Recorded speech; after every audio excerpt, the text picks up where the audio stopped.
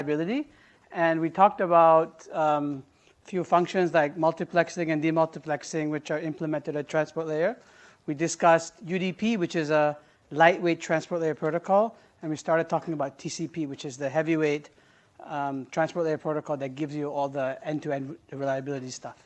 Okay, and we discussed that TCP is a connection-oriented protocol, correct? So it sets up the connection, and we ended by noticing it tears down the connection, right? So there was a question about, somebody asked me about the FIN-ACK. FIN-ACK, who, I think he's not here yet. Oh, hi, yeah, there you are. Did you figure it out? Yeah, because the FIN basically says I am ready to end my communication with you. So, yeah, it's like what you say, it's Yeah. down each direction of the communication. Exactly, yeah. So there are two directions of communication because there's data and ACK. And in fact, you can shut down half the connection. It turns out you can have half the connection. I also read that there's a mode, or maybe this was an older version or different variants of TCP, where you can do it with three, where you combine the middle, so you send a FIN-ACK, and ACK. But I think the most general form of TCP treats the two directions independently, which is why you have a FIN-ACK, a FIN, and an ACK, is to tear down both sides of the connection. Okay, so this is where we ended last time. So before I continue, are there any questions about TCP so far? So today we'll continue talking about TCP. Okay, and we're going to talk about retransmissions. All right, so the idea behind retransmission is to give the reliability, right? If a packet is either lost or corrupted, the sender will need to retransmit it to the destination. So that's the idea of retransmissions. Now, you've already seen retransmissions at the link layer. So many of the ideas apply here. Okay? The mechanism that we used for TCP was, for retransmission is something called ARQ, right? Automatic repeat request. So I just double check with you. You've talked about ARQ, right? At link layer, right? Have we talked about it? Okay, and we're not going to talk about it that much, because the same exact mechanisms, the same ways of doing ARQ, like stop and wait and all that, applies here. Okay, TCP actually uses a mechanism called sliding window, so it doesn't do stop and wait. Okay, so we'll also talk about sliding window. But what I want to talk about here is, in the context of end-to-end reliability, what do we learn from retransmissions? So I'm going to draw these diagrams where I'm going to draw two lines. On the left is the sender, and on the right is the destination. Okay, so I think this makes sense, right? So I'm going to show. If I draw an arrow from left to right, it means there's a transmission from the sender to the destination. Okay, so we're going to look at three scenarios which cause retransmissions. This is highly irritating. Three scenarios that cause retransmissions. The first is when the sender sends a packet, the packet is lost. Okay, so in this situation, can you tell me if a retransmission is required?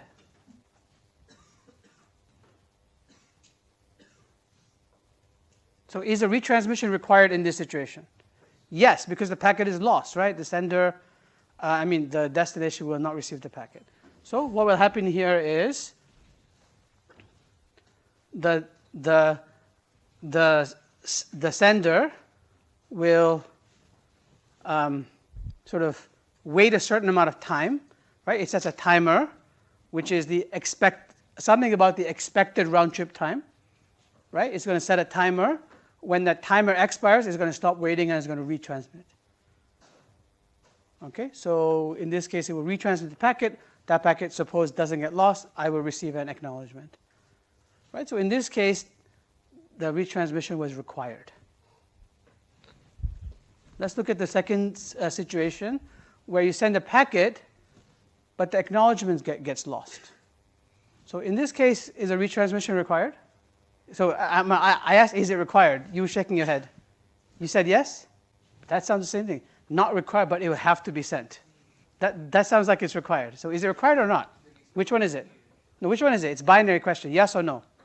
It's not required, but because of causality, right? Because I don't know what's happening around the network, right? My belief is that the packet wasn't delivered, and so I'm going to have to, the protocol, my timer will time out, and I will retransmit. Okay? Now, in this picture, we see what's going on, but the sender doesn't. Right? Sometimes in scenarios 1 and 2, the sender sees the same thing. It experiences the same signals from the network, right? It doesn't receive the ACK. Okay, so but in this case, it will retransmit the packet. It will receive an ACK, and we call this a duplicate packet. Now, as I said, we know this because we are drawing the diagram and I'm setting up the scenario, but the sender doesn't know. So that's important for you to remember. Okay, the sender doesn't know what happened. Now, the third scenario is a bit similar. The ACK doesn't get lost, but the ACK gets delayed. Now, if the ACK gets delayed, well, the same thing. I'm going to get a timeout. My timer, right, for waiting for the acknowledgement will expire, and I'm going to resend the packet. Okay? So, right? So we see that. So again, this it will result in a duplicate packet. So from this diagram, yeah, I mean, there's the basic facts that I just told you. But can you look at it and make some inferences? Like, what do you think is important? From this diagram, can you see a parameter that's important?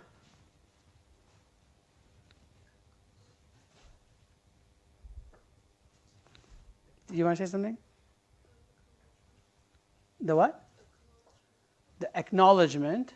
Okay, I mean, acknowledgement is part of this whole reliability mechanism. You're right about that. But when you look at this, can you see something that possibly can have an influence on performance? Yeah, the value of the timeout. Okay, and so we're going to see that one of the main things that TCP needs to do, it needs to set that timeout, and it needs to set it properly. Okay.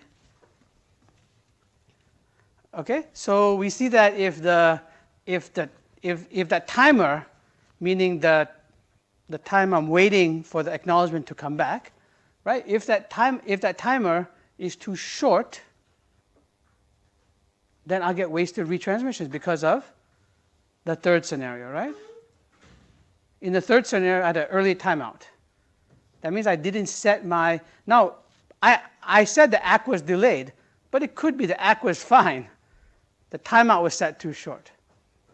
But it's the same outcome. I'll get duplicate, right? A duplicate transmission. So timer is too short, that's bad. And if timer is too long, then scenarios 1 and 2 are affected. Right? In scenario 1, you actually needed to do a retransmission. But if your timer is too long, I'm going to wait very long. Okay? So keep that in mind, that setting this timeout, this timer value is very important. Okay?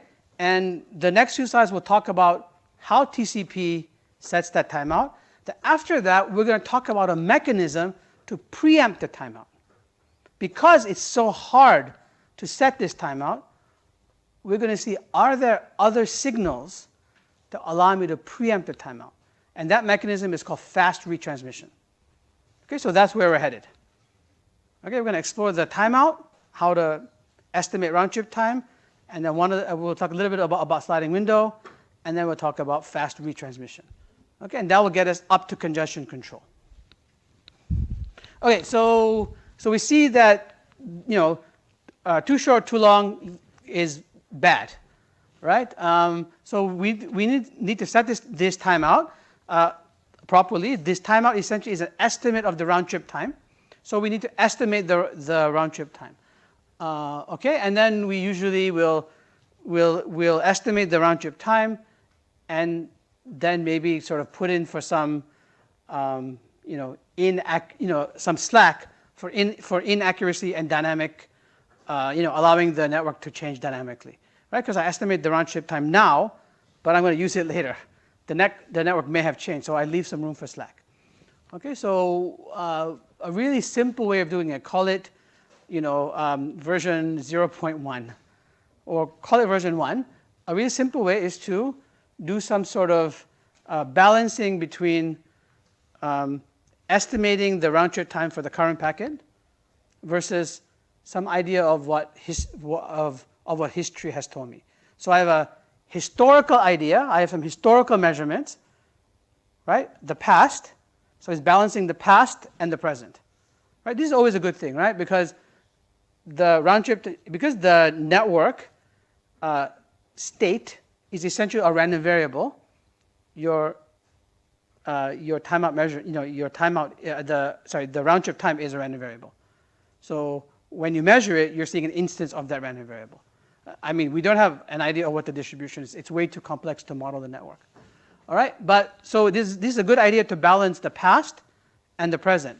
So this down here where I say estimated RTT is estimated RTT. That's the past.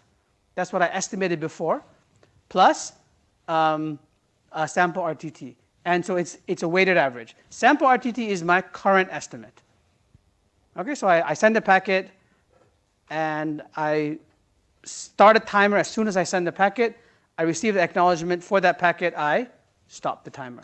That's my estimate. That's sample RTT, and I'm gonna basically do a weighted average. So A times the past plus 1 minus A times the present.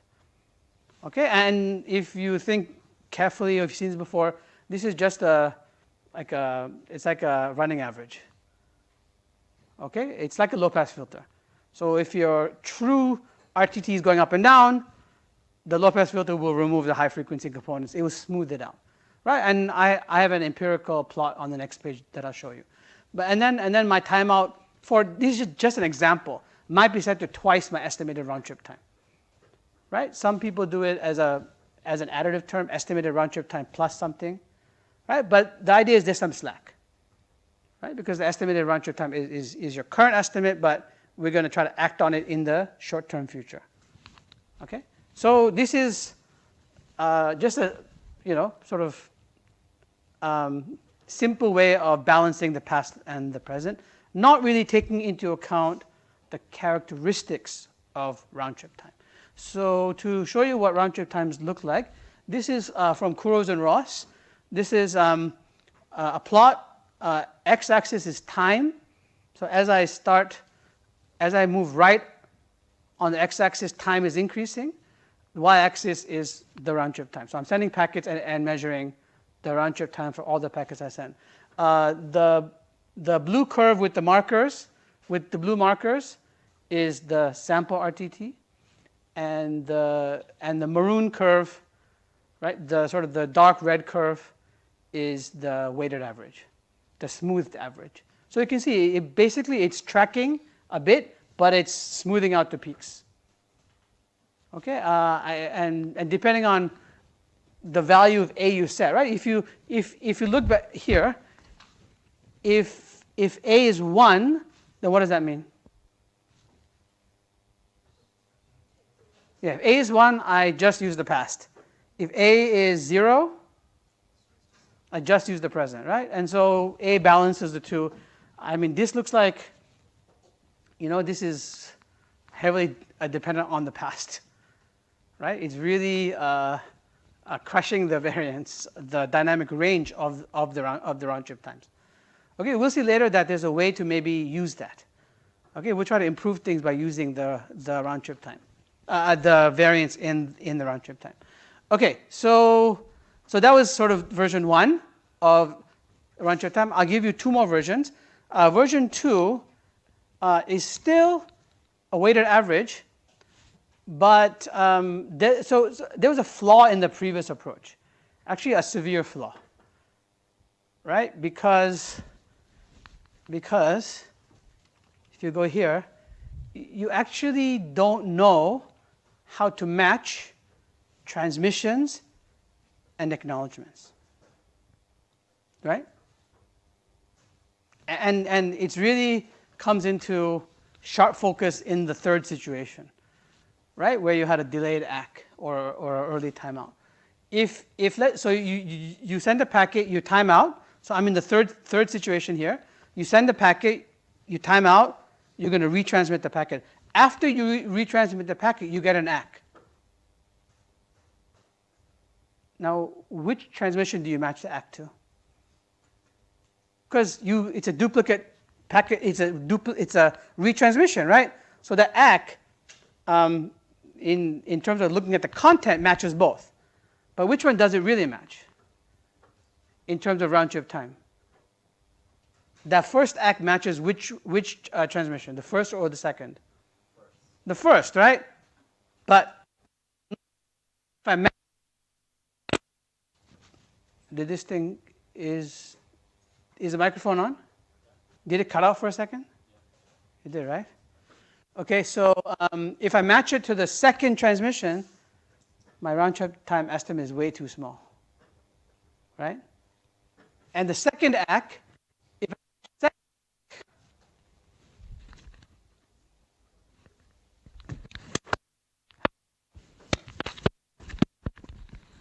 hello? All right.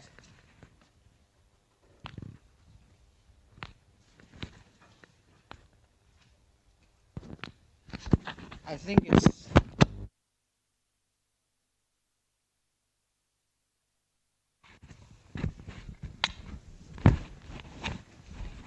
Okay, is this better?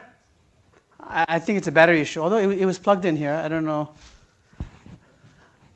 So what I've been saying, I mean, in case there was some missing audio, it's difficult for a sender to match ACKs and transmissions, especially when they're duplicate transmissions. And the example here is the first ACK that's received. If you match it to the second transmission, your estimated round trip time is way too small. If you match the second ACK to the first transmission, your estimated round trip time is way too long. Correct? So, I mean, this is maybe an extreme case, but you can imagine that matching ACKs to transmissions, because that's how you estimate round trip time, is hard. It's all based on inference, right? So this first observation says, okay, there's a flaw in just trying to take all ACKs and matching them to retransmissions and estimating round trip time. So a really simple fix is you just use transmissions that were sent once. So if packets were retransmitted, you don't use them in your round trip time calculation. So that's the Karn-Partridge algorithm. So it's still a weighted average, but you only use packets that were not retransmitted.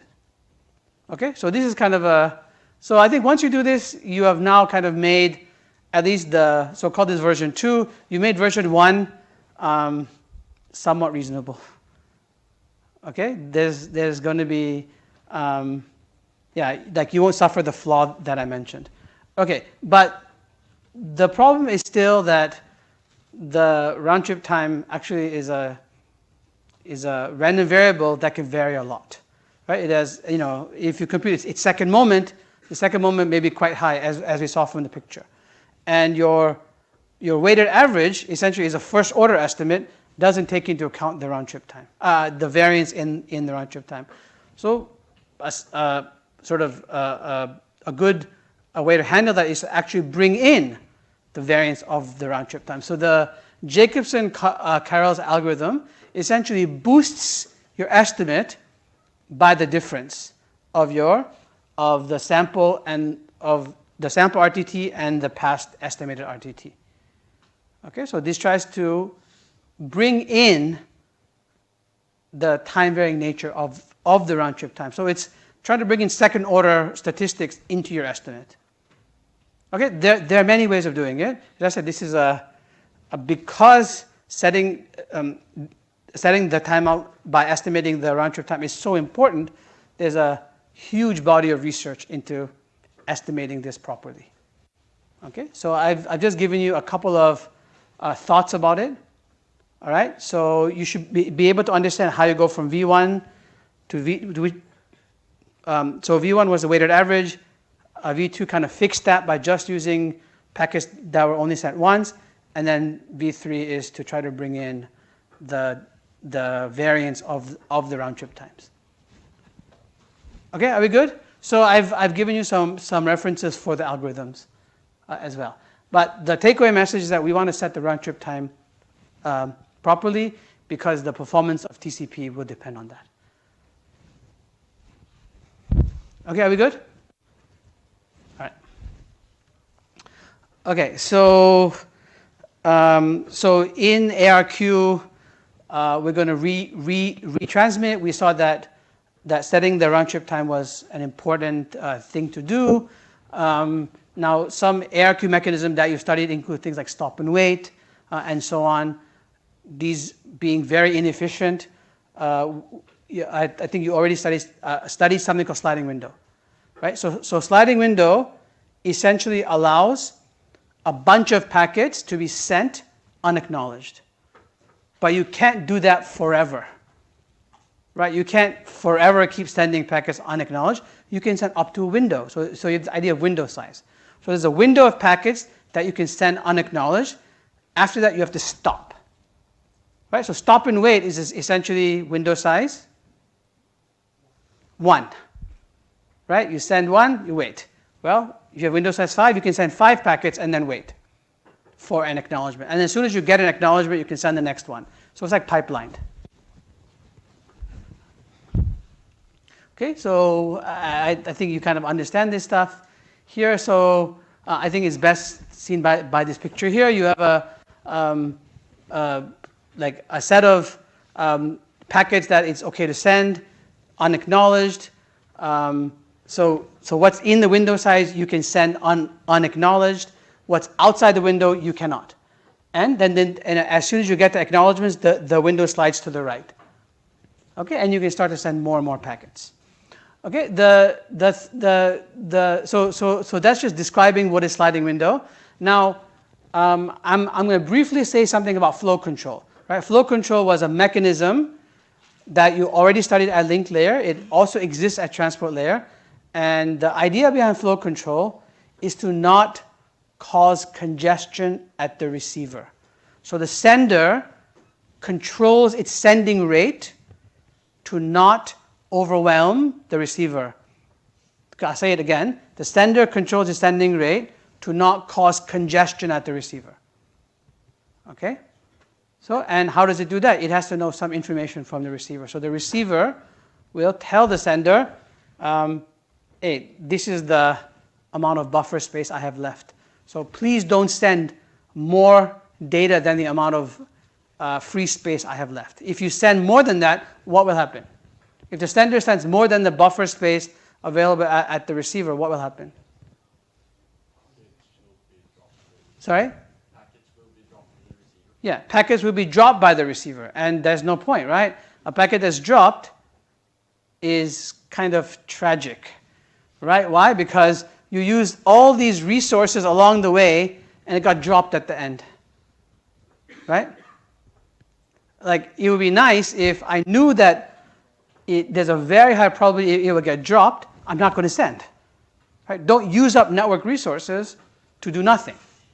Okay, so I think I have, yeah, so this is just to remind you, this is the anatomy of a TCP packet.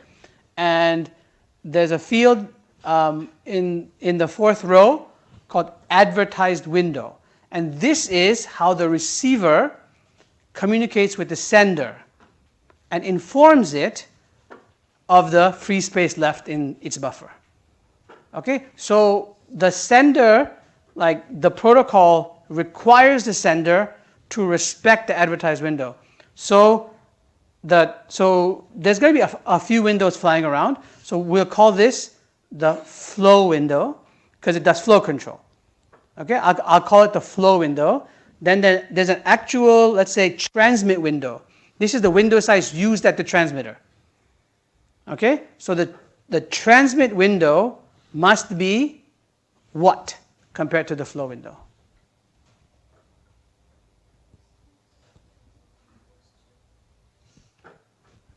So you guys in the back row. Hi, the gentleman with the green shirt. Yeah. You got to remember what you're wearing, right? Because I forget too sometimes. Yeah, tell me. What's the relationship between the transmit window at the sender and the flow window or the advertised window sent over by the receiver? Do you know or not? I can't hear you. They must be the same size? You want to be a bit more precise? Meaning that's almost right, but not exactly. You can ask your friend. Does he know?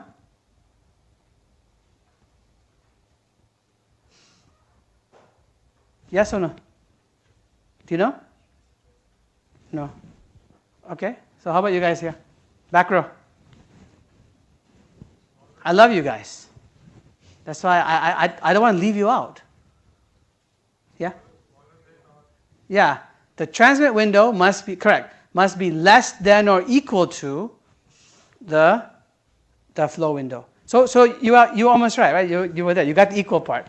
But the constraint is that you cannot send more than the flow window, the advertised window. Okay? So the reason I want to give all these windows names is that when we talk about congestion control, there's going to be a third window called the congestion window. And then the transmit window, so now the flow window, which is the advertised window, is set by the receiver telling the transmitter, right? The congestion window is set by the sender. It's the sender's estimate of congestion. So the transmit window, so can you relate the transmit window to both the flow and congestion windows? So what do you think is the relationship between the transmit window, the actual transmit window, the amount of packets I can send unacknowledged, and these other two windows? One for flow control, one for congestion control. Can you tell me? This lady here. Hi. Yeah.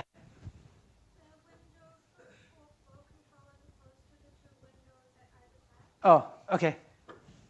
Okay, so I was actually pointing at her, but I'll talk to you first.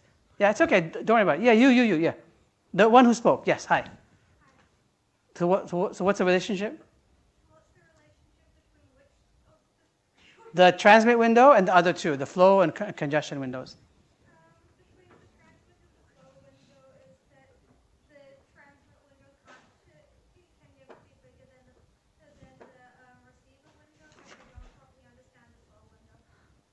That's a flow window.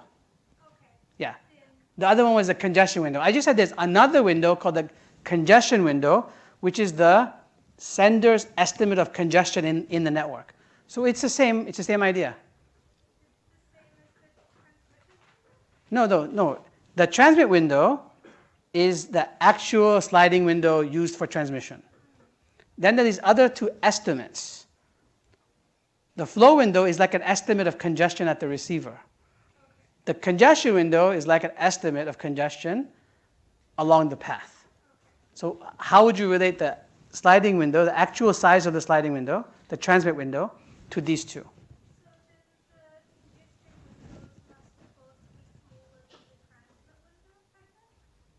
Yeah, so the transmit window must be, no, smaller than or equal to what? The other two. Both, yeah. Both the flow and congestion windows. Don't worry about it. We'll get to it. But the point is that the actual transit window will be subject to constraints. And those constraints can come from the sender itself or from the receiver. Okay? Okay, so we see, so pretty much that's it. I'm not going to talk about flow control again. Okay, because it's just done by this parameter in the TCP header. Okay, so we're done talking about sliding window. Okay, so now we get to a really, really interesting idea. Okay, so so far, most of the things been pretty straightforward. Okay? This is maybe a non-obvious idea. But I told you, when things are straightforward, I'll tell you. We'll still cover them, but I'll tell you. When things are not straightforward, I'll tell you. And this is, it's not that it's not straightforward, but it's a neat trick. It's a very neat trick. Okay? It allows the sender to preempt the timeout. By preempt the timeout, I mean that it allows the sender to not wait for the timeout to do a retransmission. Okay? So we're going to see later that, I mean, this is just to get you thinking about congestion. So congestion control, which we'll talk about after this, is a sort of major part of TCP. Okay, congestion control is about estimating the congestion in the network. All right? And the way that the sender is going to estimate congestion is by sort of noticing when bad things happen. Okay, we've already seen one bad event. Do you know what that is? So something bad has already happened when we talked about retransmissions. Packet loss. Or, more precisely, but more precise, yeah, that's the same as packet loss. It's more precise. Let's be very, very precise. The sender does not know if a packet is lost or not. So, you're there, but I want to force us to be precise. So what is it? Huh? No. It's about packet loss. We don't know if it's the act or the packet. Yeah, actually we don't know anything. What I'm trying to get across is it's an inference of packet loss. It's a guess of packet loss. So the sender is guessing, right? But it has good signs. And what was the sign that we saw? Timeout, right? We saw that a timeout was our signal to infer, to make an inference about packet loss. Okay, so that was a bad event. So when the sender gets a timeout, it says bad things are happening. Okay? That means the network is possibly congested. That's one. The second event is going to come from here. Okay? So this is a good connection to congestion control. So we saw that. Now, we saw before that setting the timeout properly was very important, right? And if you set the timeout incorrectly, for example, if your timeout is too long, then you get excessive delays. Because when you actually need to retransmit a packet, you wait too long. Okay? So what we're going to do is we're going to see if we can build in a mechanism for us to get, like another mechanism to guess a packet was lost. We already have one, timeout. But is there another quote-unquote faster mechanism that allow us to guess a packet was lost? And that's what we'll talk about here. And so the way we're going to do it is we're going to hack the acknowledgement process. So what happens now is sort of the obvious way to acknowledge is this. The sender is here. The destination is here, okay? The sender sends a packet. And in the reliability mechanism, we have an acknowledgement, right? So the destination will acknowledge the sender, right? So what would that be? Like, give me, like don't look here. The answer is not here. The answer is here. So, like, what's a kind of a obvious way of acknowledging? I send packet 1. What should I send back? Yeah. I got packet 1. Right? I send packet 2. What should the destination send back? I got packet 2. Right? Sounds reasonable. This is, and this can work. Okay? There's no harm in this. I mean, this thing will work. But what we're going to do, so that's why I said this is not obvious. We're going to change that. Okay, we're going to change what the destination tells the sender. And that change is going to be, it will still serve the original purpose, but it will allow us to do a lot more. Okay, what we're going to do is instead of saying, so remember, TCP has sequence numbers, right? Do you remember that? We discussed that last time. Every, let's say, packet or byte is actually enumerated. So at the receiver, I'll just talk in packets, okay? Let's say I receive packet 1. Now, I could acknowledge packet 1 as before, but I know what the next packet I expect is, right? What's the next packet I expect after I receive 1? 2. So instead of acknowledging 1, I tell the sender, I'm waiting for 2. So get that. That's the change. So you need to understand that before I go on. Do you get it? So like acknowledgement mechanism 1. I send 1, I tell the sender I got 1. I send 2, I tell the sender I got 2. That's the old way of doing things. The new way is I send 1, I tell the sender I'm waiting for 2. Do you get it? Okay, so that's what I'm talking about here. Okay? I think this is sort of the old way of doing things, and then a better solution is to sort of act what I'm waiting for. So what does this allow you to do? Okay? If you don't mind, we just stay here. I think it's better you just listen to me. Right? Because I find that when I put that up, people read. They stop listening. It's important to say the notes are there, so when you review later, it's all there. But communication is happening here. So are you with me so far? Okay, now. So I'm going to acknowledge, in my acknowledgement to packet 1, I'm going to say I'm waiting for 2. So let's see what this allows you to do. The first thing it allows you to do, or I think it's best I give you an example. So let's say I send, I'm going to send packet 1, 2, so let's say 1, 2, 3, 4, 5. But let's say that packet 2 is somehow delayed. Yeah. Are you in a sliding window? Yeah. I have sliding window 5. So I said 1, 2, 3, 4, 5. But let's say for some reason packet 2 is delayed. Okay? So the sender receives, the destination receives packet 1. It's going to acknowledge, waiting for 2. Then packet 2 doesn't come because it got delayed. Packet 3 got received. What will the sender acknowledge for packet 3? Yeah? Who's speaking? Yeah? Still waiting for 2, right? I received packet 3, but I didn't receive packet 2. I still say I'm waiting for 2. But now let's say packet 2 gets there and packet 3 gets there. Packet 4 gets there, right? What will the sender have to send now? The destination send now? Waiting for what? So 1 was there, 2 got delayed, 3 got there, then 2 got there, and 4 got there. So what will I send? Waiting for 5. So you see, I actually did need to acknowledge 2. I got cumulative acknowledgement. That's I call this the minor benefit. Okay, acknowledgements accumulate.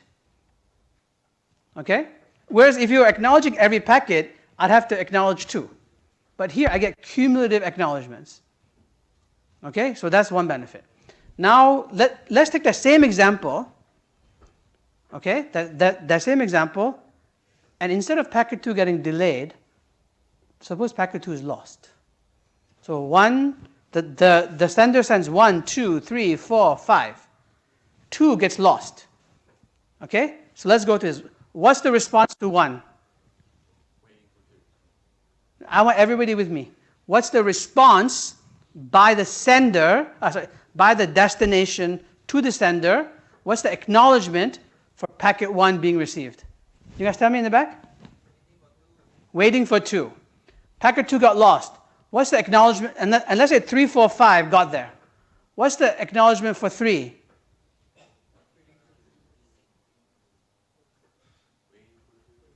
Okay. So, like, can I be like can I conduct? Okay. So what's the response for 3? What's the response for 4? And what's the response for 5? Yeah. Because 2 got lost, right? Now, do you think that if the sender keeps receiving, waiting for 2, waiting for 2, waiting for 2, waiting for 2, do you think it can make an inference that something happened to 2? Yeah? Yeah. It's still an inference, right? 2 could have been delayed. But that's the idea behind fast retransmit. Right? If I receive multiple acknowledgments that are the same, we call these duplicate acknowledgments. If I receive multiple duplicate acknowledgments, I can make an inference that that packet that is being duplicately acknowledged was lost. Right? And the idea is, now you might ask, how is that different from a timeout? It's all engineering, right? If I want 10 duplicate acknowledgments, is that useful? Because odds are that by the time you get 10 duplicate acknowledgments, what's going to happen? Huh? A little bit louder. Yeah, your timer will expire before that. Right? If I do it too soon, if I get only a single acknowledgement, I might make the wrong inference too often. So we have to balance.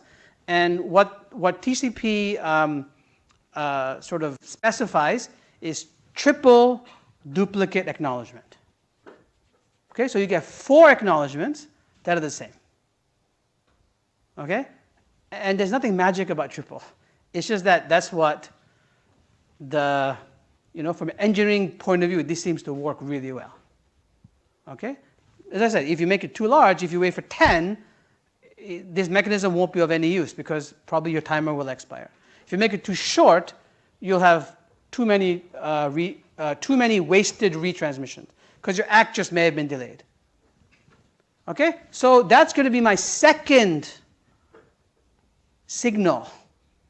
That's going to tell me something bad is happening. So are you with me? Two signals, timeout and triple duplicate acknowledgement. So now we can go here. Because it was, do you agree seeing the example is better than reading? Yeah? So, but the slides are there for you to read. If you're having trouble getting to sleep, you can just read it. Okay? So, yeah. So, again, just to summarize, instead of ACKing the packet, we're to acknowledge which packet we are waiting for. Okay? And then you can view the duplicate ACKs as a hint, right? As a way to make an inference that the packet was lost, and you can perform the retransmission early. Early meaning before the timeout expires, before your timer expires, before timeout. Okay? And fast retransmission essentially, like I said, the way it's spec'd in TCP is you retransmit data after triple duplicate ACK. Okay? So again, you just decide the packet was lost. Okay? So of course, if you have very large downloads, this works really well. Right? Because if one packet is lost, you're going to get a lot of other packets getting through. Right? Because remember, packets take different routes. Right? And just because one packet gets lost doesn't mean other packets get lost. All right? Okay, so we're up to the major topic, congestion control. Okay, so before I go on, are there any questions? So at this point, you should be able to articulate what are the major mechanisms that TCP has for reliability. Right? It has things like it has things like checksum, it has sequence numbers, it has retransmissions. Right? It has things to improve performance like fast retransmit. It uses sliding window. Right? All of these all fit together as part of end-to-end reliability. Okay? And a lot of those overlap with link layer. Right? But some of them have to be tweaked for the transport layer. Okay? But congestion control is something completely new. Okay? It doesn't exist at the link layer. It only exists at transport layer. Okay, so let's start talking about congestion control. Okay, so remember, I told you that, so the key idea behind congestion control is that it's done by the sender. So flow control is sort of dictated by the receiver, telling the sender the advertised window. Congestion control is done by the sender. The sender essentially is going to estimate its impact on the network. And because of what I said before, and maybe our discussion, can you guess how the sender is going to sort of measure its impact on the network? By what? So one is timeout. Yeah, so it's going to measure its impact on the network by its packet loss inferences. So when it guesses a packet has been lost, right, either through timeout or triple duplicate ACK, it's going to say, oh, that happened because the network is congested. Okay? And so the way that TCP works, the congestion control mechanism, it reminds me of my kids actually, because what my kids do is they push me, right? They do something. Okay, Dad didn't get upset. They do some more. They push until I get to the point of exploding. Then they back off. Yeah, and that's exactly what TCP does. But they do it cautiously. You know, they don't want to be terminated, so they are very cautious. You know, as they're pushing me, and then as soon as they're thinking about to explode, they run really fast away. Right? So TCP does the same exact thing. It slowly increases its rate, meaning, now remember, rate is controlled by what? What controls how fast you send data? No. Yeah, it does, but right now we don't know that. There's something else that we know already. So let's see. So what controls? So I already told you, we use some mechanisms for transmission, right? Yeah, the size of the transmit window. Right? The size of the transmit window will, the rate at which you send is directly proportional to the transmit window size. So as you increase your transmit window size, you're pumping in more data into the network. It doesn't mean the receiver receives it, right? So it's not throughput. In fact, when we talk about the performance of TCP, it's very hard to do. We're going to use a sending rate as a bound for the throughput. Okay, because the throughput is upper bounded by the throughput is upper bounded by the sending rate. Okay, so the size of the transmit window controls how fast you send, right? So TCP is going to slowly increase, slowly, and then when bad things happen, like packet loss inference, right? It's going to push the network to its to its limit just before breaking. Just as it breaks, it's then going to run away, and then build up again and run away. Okay, so that's the idea behind congestion control in TCP. Okay, so again, this is to close the loop on flow control and congestion control. So there's a so the way I see it, flow control is about not causing congestion at the receiver. Congestion control is about not causing congestion at the intermediate routers on the way to the receiver. Yeah? Do you get it? It's like the same aim, but who are you worried about? Right? Now, since TCP is an end-to-end protocol, the sender and receiver can communicate, which is why the sender can know the window size the receiver can accept. And that's done by the advertised window field.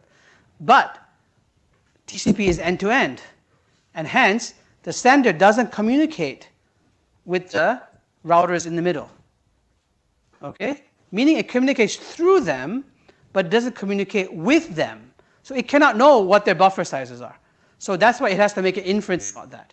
So it doesn't have to make an inference about the receiver, but it has to make an inference about the nodes in the middle.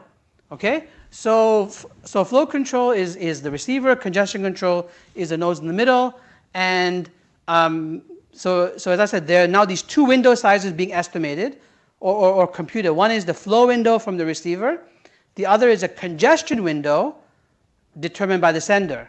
And then your transmit window is just a minimum, right? Or it's upper bounded by the minimum of the congestion window and the flow window. So your maximum transmit window size is the minimum of the congestion window and the flow window, right? So the lady in the second row, hi. This is what I was talking about. No, I was talking to you before, right? Yeah, so I want to close the loop with you. It's so both the congestion and flow windows are constraints on the transmit window. So the actual transmit window is upper bounded by the minimum of the flow window and the congestion window. Okay, so this is to close the loop on what we started before. All right, so yeah, so this is sort of high-level view of TCP and how of flow and congestion control. So now let's sort of dig into congestion control. Okay, let's dig deep. Okay, so the congestion window, yeah. Yeah, so the question is, what if you have multiple destinations? So are we in unicast? So unicast means point-to-point connections, right? So if we're in unicast, then multiple destinations means multiple TCP flows. And each of those flows runs in parallel. All this happens with each of those flows in parallel. Yeah. Okay? Does it help? Okay. All right. So again, keep in mind that the sender is probing the network. By probing the network, I mean I'm pushing data out, and I'm slowly increasing. Okay. So we'll see what slowly means. So the slow is going to be essentially linear increase. Okay. So this plot here on the x-axis is time. And the y-axis, I put rate. So remember, rate and window size, I mean, the rate is proportional to the window size. Now, you may wonder, why am I saying that the rate is proportional to the congestion window size? It shouldn't be, right? Like, what does this tell you? The rate is actually proportional to what? To which window? There were three windows, right? Congestion, flow, and the transmit window, or what I call actual window size. So the rate is proportional to which one? Yeah, the actual or transmit window. So the fact that I said, I drew it versus, I said that rate is proportional to congestion window, tells you what about this, about this equation? It tells you that most of the time, which parameter is going to be the tighter constraint? Yeah, congestion window. So most of the time, the congestion window is going to be the tighter constraint. So I can just draw, which is why when we analyze TCP, I say that rate is equal to congestion window. Because the flow window is usually bigger. Okay? So this is time, and the x-axis, the y-axis is effectively congestion window. Okay, because rate is proportional to congestion window, and so what happens is we see that it linearly increases, and then at some point jumps. So what do you think happened there? Why did it jump down? Yeah, why does it? Yeah, we call it backing off. So the congestion window in this case, got cut in half. Why do you think it got cut in half? Like, no, I'm asking this lady here. Hi. Yes. Why would I cut it? Why would I cut it in half?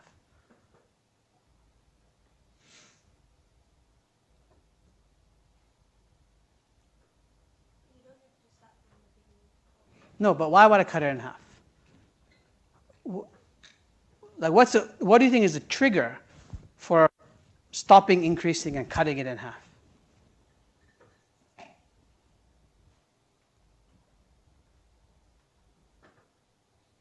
It's okay. You can think about it. Anyone else? Particularly the lady with the MacBook. Tell me your name. I should stop calling you the lady in the second row. What's, huh? Hebe. That's right. You told me that before. Do you know why?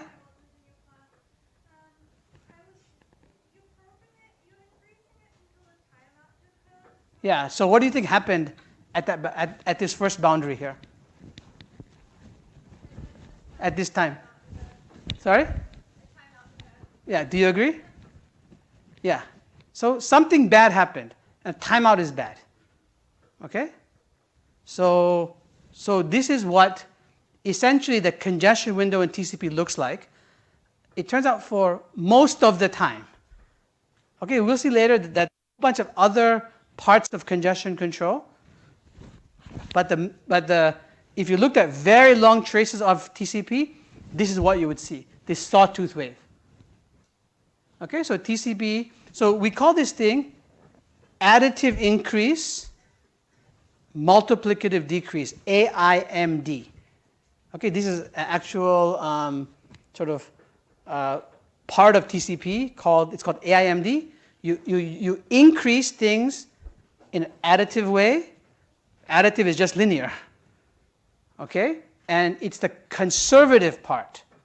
So you grow the window size conservatively. Then when you hit network congestion, when you get a timeout or triple duplicate ACK, you take aggressive action. And in this case, the aggressive action I'm showing you is to cut the window size in half. Yeah? Why not just try and find the happy medium where you don't lose that many packets? Like if you draw a line straight halfway through this there. You want to draw like the average here, and then just operate there, right? Yeah. So this is good intuition, and we'll see that something like the intuition is here. The problem we cannot do this intuition is that the network is not stationary. Is not in fact, the statistics are changing. So you can, but that's a very good sort of idea, and that's exactly what happens.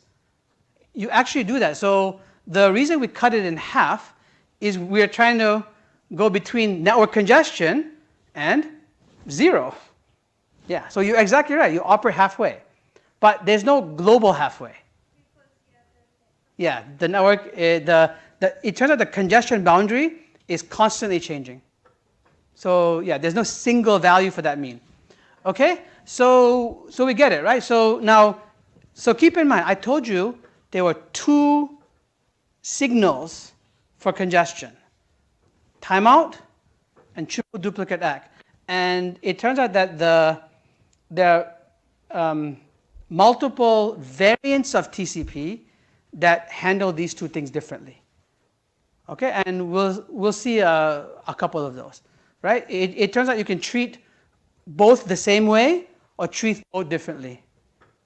Okay, and we'll get into that. But you get the basic idea, right? You're going to push the network to its breaking point, then back off. Then keep pushing again until it breaks again, and then back off. And just you continue to do this forever. And this gives you like a bit of adaptation to the network, right? If the network is, I told you, it's changing dynamically, you basically are adapting to it. Okay? Now, so that's it. If we can understand this, we actually understand a lot. Right? So we're going to get into a few details, meaning there are different mechanisms of congestion control to try to tweak performance. All right? But the basic idea is this. So from this basic idea, you can actually estimate the throughput of TCP. Right? We already saw that it's proportional to the window size. Right? Do you know what else it depends on? Think about stop and wait. What determined your throughput for stop and wait? You studied stop and wait, right? Right. Send the packet, I wait for an acknowledgement. I send the packet, I wait for an acknowledgement. What's my throughput? Your throughput is not RTT. Yeah, it's 1 over RTT. Yes, exactly. The longer your round trip time, the less packets you send on average, right? Per unit time, right? If you have to wait 10 milliseconds versus waiting 20 milliseconds, you see that you can send more packets if you are waiting only 10 milliseconds, right? Because every 10 milliseconds you can send a packet versus every 20 milliseconds. So your throughput is directly proportional to window size and inversely proportional to round trip time. In fact, that's not really accurate because your sending rate is directly proportional to window size and inversely proportional to round trip time. The throughput, meaning the receiver, depends on losses too, right? You have to model losses. But we're not, in this class, we're not going to model losses, okay? We're going to just use the sending rate as our bound for the throughput, okay? So, and all that comes from this, because TCP spends most of its time here, okay? So let's, shall we take a break? Let's take a break. Let's take a 5-minute break. When we come back, we'll talk a little bit more about TCP. I also want to leave time for our activity. Okay? So let's come back in 5 minutes. Okay, let's get started. So we see this curve here, this sawtooth curve, which is where TCP spends most of its time. What I'm going to do now is I'm going to skip to slide 55. Okay, please go to slide 55. And this is a diagram which shows you all of the different parts of TCP congestion control. Okay, so I think I'm going to try to explain it through this diagram, the different parts. Okay, so so again, here x-axis is time, and y-axis is congestion window, or equivalently rate. Okay. Okay. So so we see that as time evolves, the congestion window is changing. It's being like modified. It's being changed by the sender. Okay. So the sender is doing all of this stuff. So now, when you start a connection, there's there's no set window size. So you start at 1. Okay, and if you were just going to do, for example, a linear increase, you start at 1, then go to 2, then go to 3, 4, 5, and so on. Or you could change the slope. It doesn't matter, at a constant amount. But you could see that if your actual window size was, I don't know, 64,000, it would take you quite a long time to get there from 1 going in a linear way, right? So what we want to do, because when we start the connection, we don't know about the state of the network, right? So the idea is that in the very beginning, we want to increase the congestion window very rapidly. So if you see in the beginning, the initial increase in the congestion window is not linear. What does it look like it is? Like, what does it look like, this first part? So I'm talking about this part here. Yeah, it looks exponential.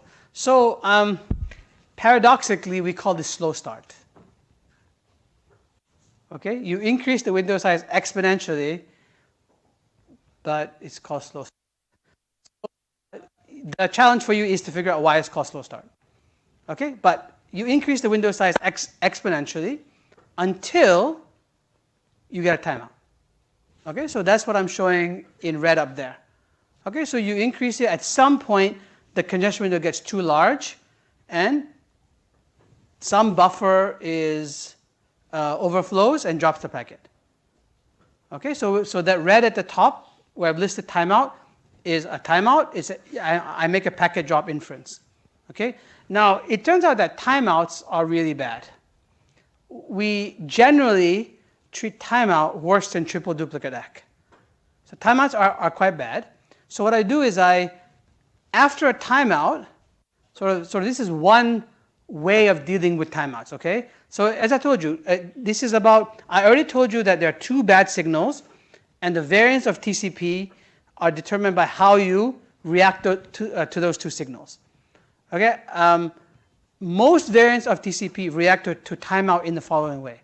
They drop the congestion window to 1. Okay? So we see that here. So the variant I'm showing you is TCP Reno. Okay?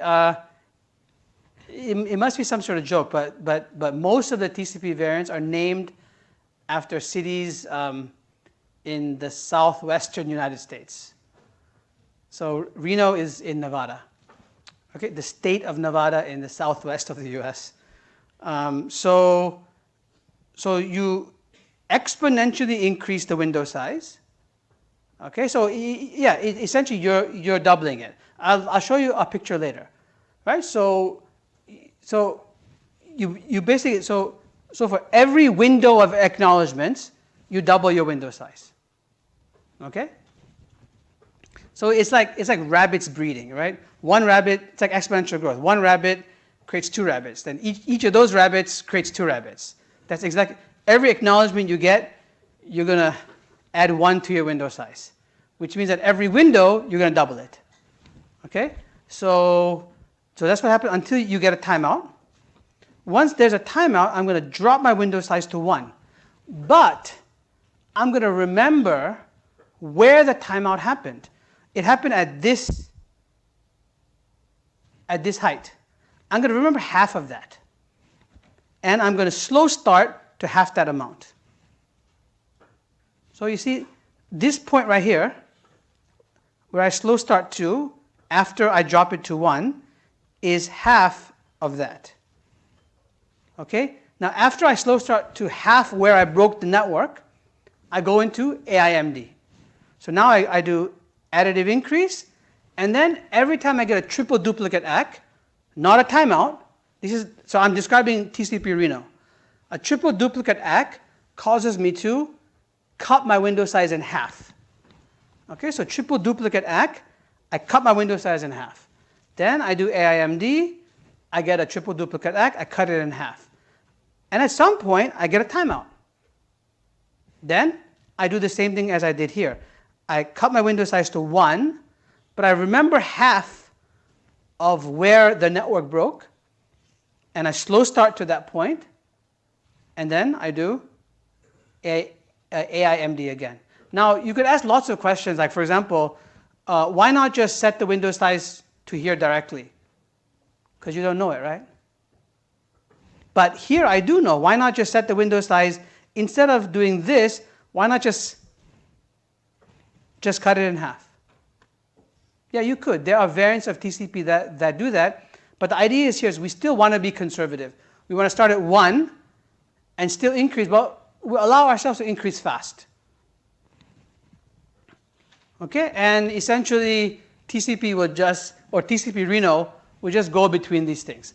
Now, as I mentioned to you, most of the time TCP is in the additive increase, multiplicative decrease phase. Okay, so like I said, if you looked at long traces, you would see timeouts every now and then. But most of the time you would see it in AIMD, the sawtooth. Okay, so maybe 2 more pictures. So here's the additive increase. So for every window of packets, okay, I'm going to increase my window size by a constant amount. So in this case, when I start off, my congestion window is size 1. When I get an ACK for that, the congestion window goes to 2. I'm adding 1. Now, once I receive both those ACKs back, because I'm doing linear increase, my congestion window goes to 3.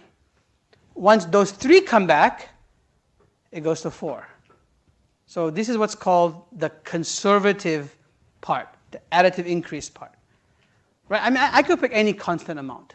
I could have gone from 1, 3, 5, 7, right? I could have added 2. It just changes the slope. Okay? So this is the additive increase part. The slow start is here,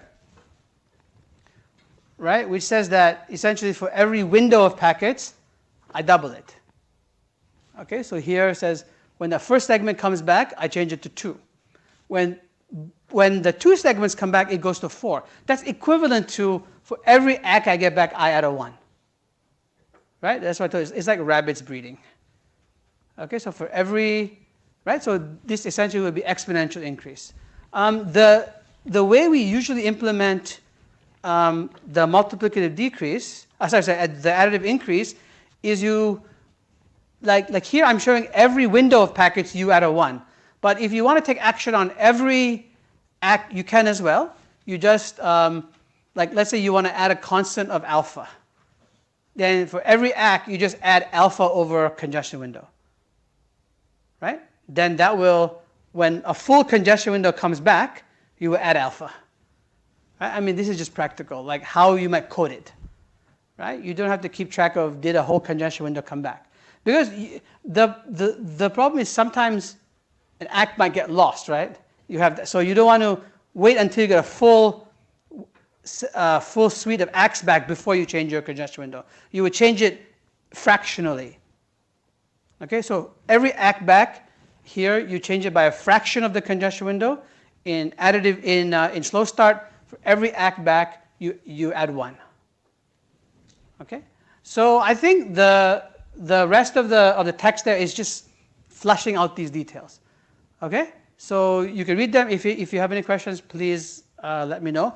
But with that, sort of, we should understand at this point, you should be able to understand this diagram and explain it. Yeah? A bit louder? Yeah, tell me.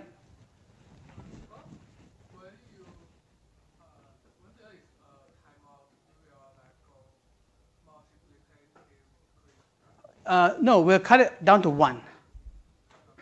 All the way to 1. When you have a triple duplicate ACK in TCP Reno. So remember, okay, so now we have to start talking about which variant of the protocol. Because like so far it's been generic. I talked about what every TCP protocol does.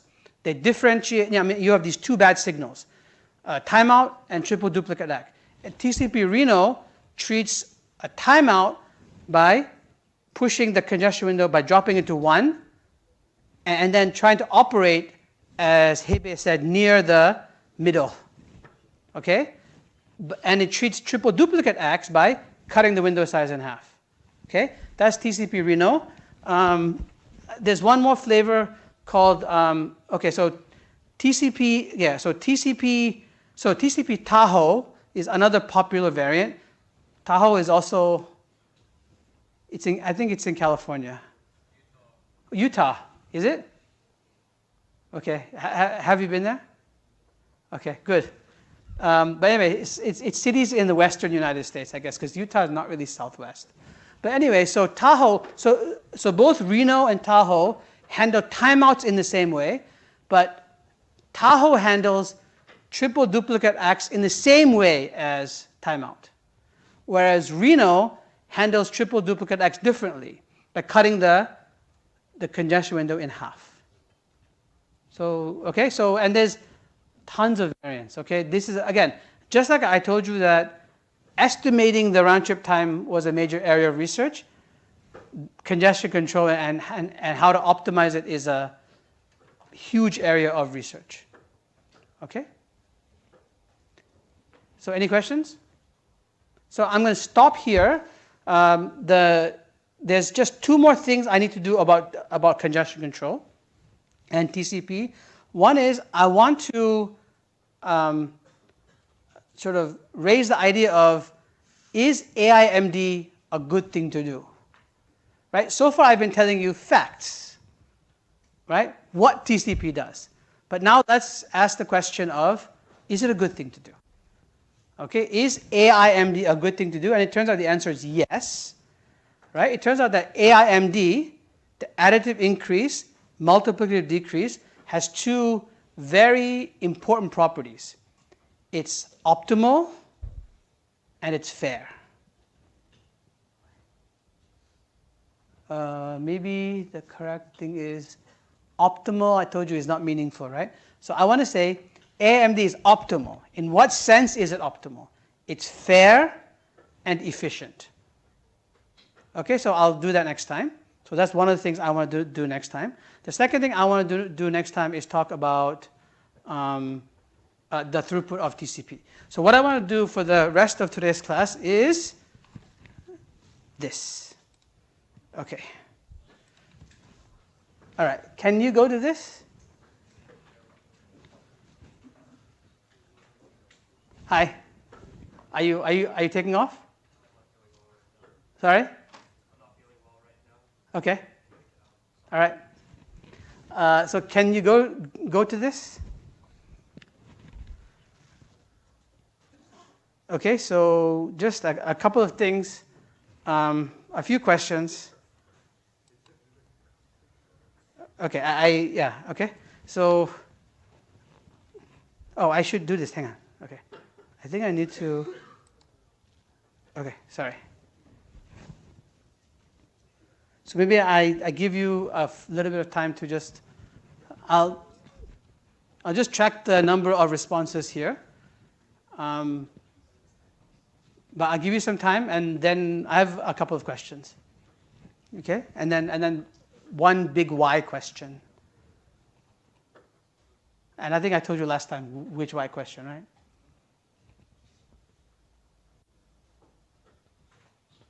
So please go to polev.com/the phrase here.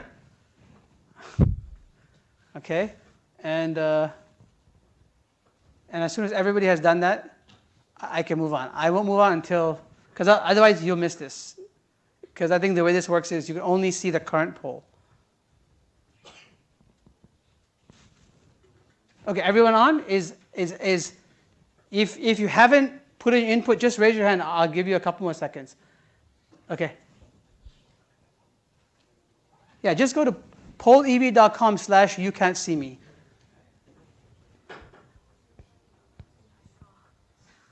What? Can you access it? Oh, okay. Okay, everybody got it? Anybody hasn't? I'll give you 5 seconds. Five seconds to raise your hand to stop me. 5, 4, 3, 2, 1. Okay. Okay, oh yeah, yeah. So somebody just told me delay showing the responses, so I decided to do that. So is this, so let's see. Host A sending. So, but we'll just talk about each of these. This is not a right or wrong, right? So it looks like most people think it's false, right? A few not sure. So anyone want to tell me why it's false? False is correct.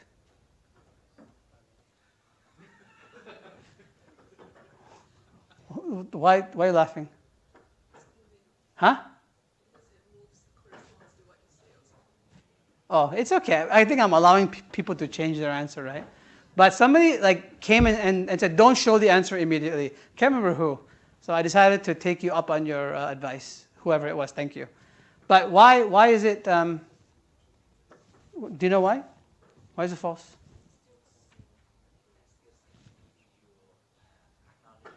Yeah, the acknowledgements have nothing to do with piggybacking on data.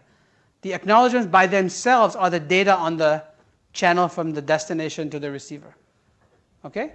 So yeah, this is just like just the acknowledgements are independent of, so if the destination has a flow to send to the receiver, to the sender, it will just create its own TCP flow, TCP connection. Okay?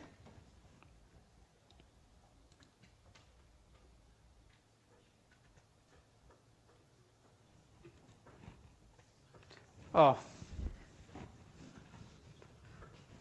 I have to put in a question that you probably don't know. So This is that question. No, this and the last question. Yeah. This is about network layer, which we haven't studied, but I don't know. You might have heard of it. I decided to just put in some.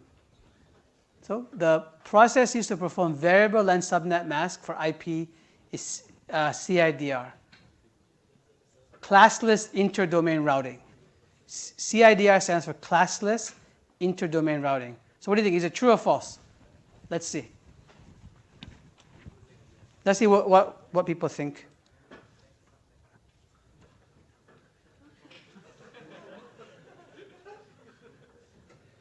I think this time I allowed you to change your answer, right? Yeah, I found the setting.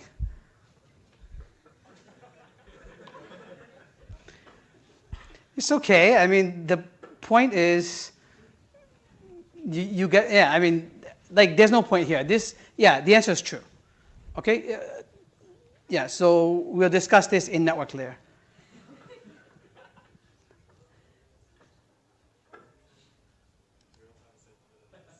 There you go. Okay, how about this one? So some simple stuff and then some hard stuff. Well, one really hard question.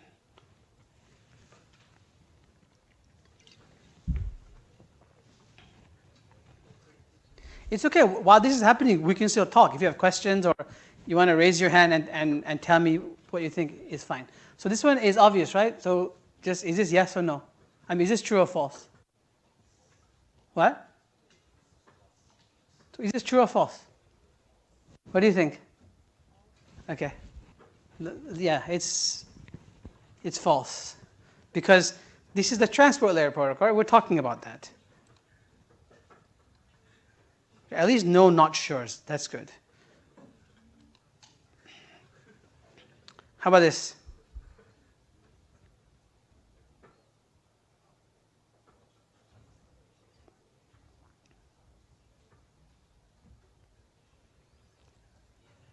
So is a hub is it a transport layer device, network layer device, or a link layer device? Is it layer 2 device, layer 3 device, or layer 4 device? Yeah, it's a layer 2 device. So what do you think? So do you think this is true or false? Let's see what you guys think. Yeah.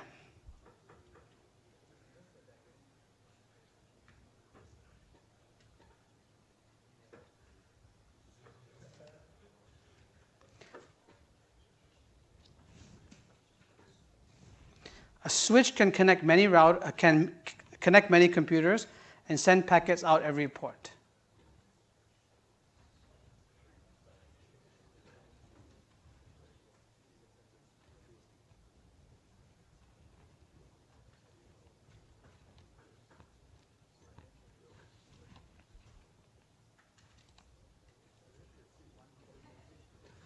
Ooh, now this is very interesting.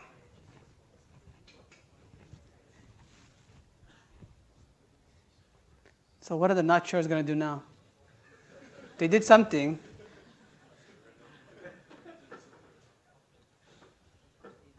So who says, it's okay, stop changing your answer. Who says it's true? Okay, do you want to tell me why?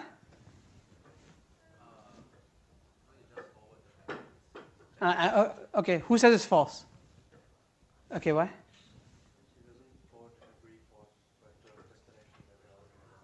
Okay. So what does the question say?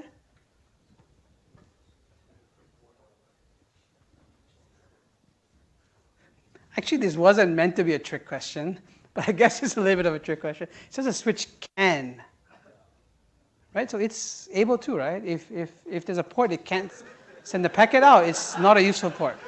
So I would, hey, well, you guys are, man. Seriously, you guys are fast. All right, I better change that. Okay, how about this one? So actually, I have to apologize. This was a bit of sort of, English issue, the can thing. So I think probably in this instance, if you made the argument, I would accept it. So I think your point was that it doesn't do it.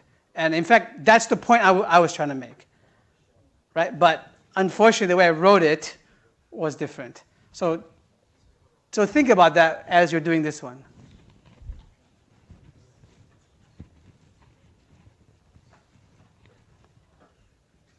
So in practice, the whole point of a switch, so is a switch a layer 2, layer 3, or layer 4 device? A switch is a layer 2 device, so it's meant to connect things in a local area network. And the point is it has ports that are isolated, right? But a switch then uses, does a switch use IP address or MAC address? It uses MAC address, so how does it learn MAC address from IP address? Because IP address is in the network layer header, so you can get it, right? So how does it learn? Yeah, so a switch has to learn what is the MAC address of the destination, right? And there's a service that does that called ARP, Address Resolution Protocol. Okay. Okay, so yeah, with the English it's true, but I think let's understand, a router does not send out packets out every port, right? It doesn't need to, in the same way a switch doesn't need to do it. A router doesn't need to do it, okay? But I'm going to point to two differences between a router and a switch, but I'll do it until I get to the end, because there's a question at the end that's a little bit tricky.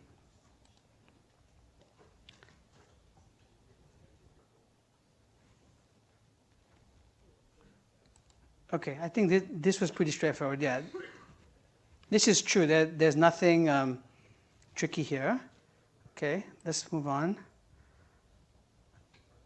Okay, so just a couple of questions about ports, because we've been talking about ports at the TCP layer, and ports are used to address processes. So applications spawn processes, and ports are used to address a process. So I'm saying, so there's a service that translates URLs into web addresses that runs on port 53. So what is that?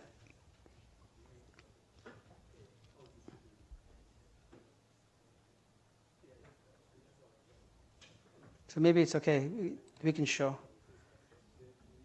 Yeah, it's DNS. Okay, so DNS is a service that translates URLs into web addresses.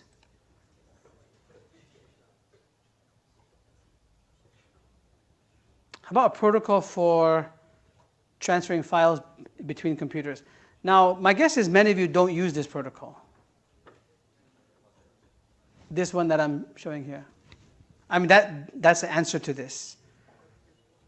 But it uses one of these, I can't remember which one. One of these is used for data, and one is used for control. Yeah, so it's FTP, correct.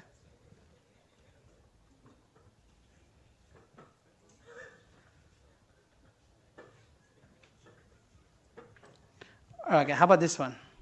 So I think this is pretty straightforward, because we did it when we looked at the Wireshark trace. Right, so this is just HTTP.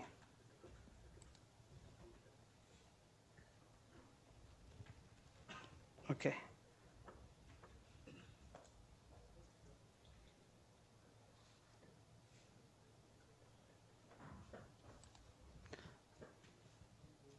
And I think, like, you probably know which protocol is for email, but it runs on 25, port 25.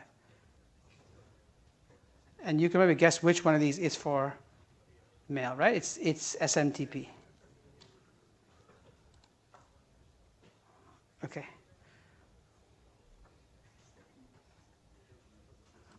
Okay.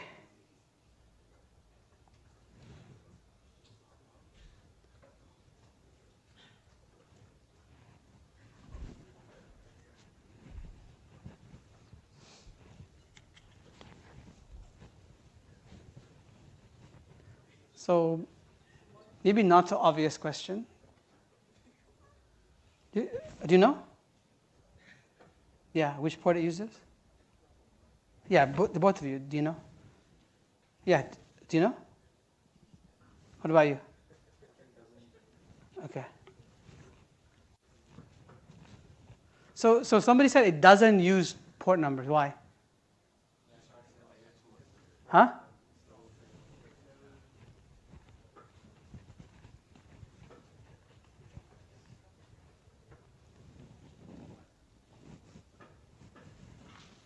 So let's see what the crowd says.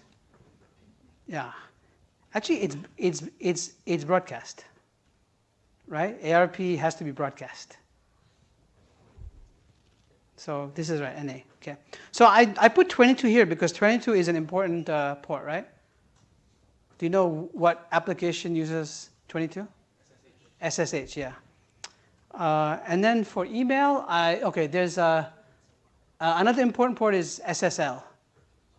What is that? 443?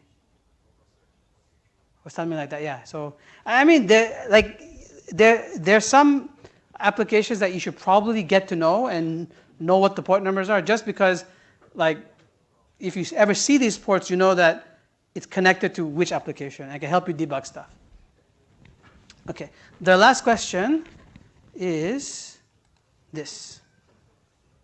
Why do we have reliability at both link layer and transport layer? So I'm not going to answer this now, but what we'll do, we'll spend a couple of minutes just asking the right questions. So you remember when we did why do we have MAC and IP, it turned out that the way to think about it was to ask the right series of questions. So we're going to ask the same set of questions, okay? So I want you to write it down or remember it. Okay, so the fact is, you agree there's reliability, right?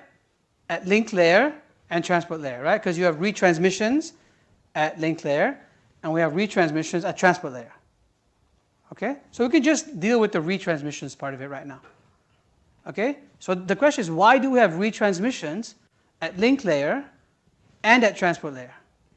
Okay? And so the first question to ask is, do we need both? Just like in MAC and IP, we ask the question, do you need both? So do we need both? And that's a little bit difficult to understand because you could argue that they're different. In MAC and IP, they were both addressing mechanisms, right? Here, these are two different layers. It's a bit confusing. Maybe a better question to ask in relation to do we need both is, what do you really want? Okay? So the protocol stack, remember, is solving a problem. Remember we said that there's a huge communication problem, and the protocol stack does divide and conquer, breaks up the big problem into smaller problems, right? So let's take a step back and look at the big problem. See, what kind of reliability do you really want? End-to-end reliability. What's your name? Rushan. Who agrees with Rushan? So Rushan says you want end-to-end reliability. Like, forget about transport, forget about all that stuff. There's a communication problem between a sender and a destination that are far away. In that problem, what do you actually want in terms of reliability? So who agrees with Rushan? You want end-to-end. Yeah, that's right. At the end of the day, put everything else aside, you want to make sure that your message gets, the sender wants to make sure his or her message gets to the destination, right? Right? So that's actually the first important step. You want end-to-end reliability. That means you cannot do away with transport layer, because we already know link layer is not end-to-end reliability. Right? So that answers the question of do you need both? The answer is no. You want end-to-end reliability, and transport layer gives it to you. Link layer does not give it to you. This means a system with just link layer, right, does not give you end-to-end reliability. Now, you got to figure that out. So this is a good sort of little digression. Why does link layer, why does hop-by-hop reliability not give you end-to-end? So let's say I have a path. Okay, I'm going to have to ask for your names. Rushan, and then what's your name? Yeah, you. Okay, Rushan, Daniel, and somebody in the back. Give me a name. Yeah, the black laptop. Spell it for me. Kasim. So Rushan, Daniel, Kasim is the path, right? So I'm going to make an argument. Me to Rushan is reliable. That's linked layer reliability. Rushan to Daniel is reliable. Daniel to Kasim is reliable. Why is this not end-to-end reliable? It looks like it is, right? Doesn't it? If each of your links is reliable and I stitch them together, why is the end-to-end not reliable? Yeah? The nodes might not be reliable. Like one of them might receive it and then just forget to pass. What? The nodes aren't necessarily reliable, so one of them might just receive it and then just like could die or forget to pass. Yeah, exactly. So this that's a very good point. That's exactly, my God, you guys are spot on. There must be some conspiracy. Like this is like the model answer here, and the model answer from Rushan and from Hebe, right? Can I ask, like, what's going on? This is supposed to take longer? Okay, I'm kind of impressed. So yeah, the link layer reliability only ensures that my packet gets from me into Rushan's buffer. It does not mean Rushan transmits it. Do you get it? So yeah, it could be that after it goes into Rushan's transmit buffer, he loses power. Right? Or he gets a message from his friend says, hey, let's go see a movie, and he leaves the class before sending the message to Daniel, right? I think that's what you're saying. So hop by hop reliability is not end-to-end reliability. And you want end-to-end reliability, so you need the transport layer. You cannot do away with transport layer reliability. You can do away with linked layer. So now the question is, and this I will leave for Wednesday, is if we understand all of that, why do we still have linked layer reliability? Okay, you can probably guess, but I want you to really think it through and try to articulate it on your own. Okay, so with that we are done. If you have questions, I'm up here. Thanks.